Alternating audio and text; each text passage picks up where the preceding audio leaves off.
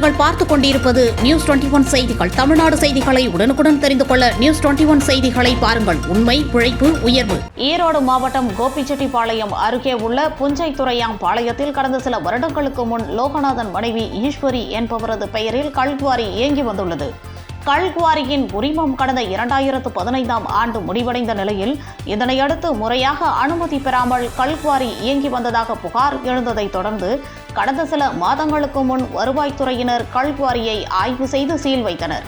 இந்நிலையில் நேற்று முன்தினம் வருவாய்த்துறையினரால் சீல் வைக்கப்பட்டிருந்த லோகநாதன் ஈஸ்வரிக்கு சொந்தமான கல்குவாரியில் பாறைகளை உடைக்க வெடிவைத்து பாறைகளை உடைக்கும் பணியில் தொழிலாளர்கள் ஈடுபட்டுள்ளனர். அப்பொழுது எதிர்பாராத விதமாக வெடி வைத்ததில் இருவர் உடல் சிதறி உயிரிழந்துள்ளனர். கல்குவாரி வெடி விபத்தில் இருவர் பலியான சம்பவம் குறித்து கிராம நிர்வாக அலுவலர் பங்களாபுதூர் காவல் நிலையத்தில் புகார் மனு அளித்தார்.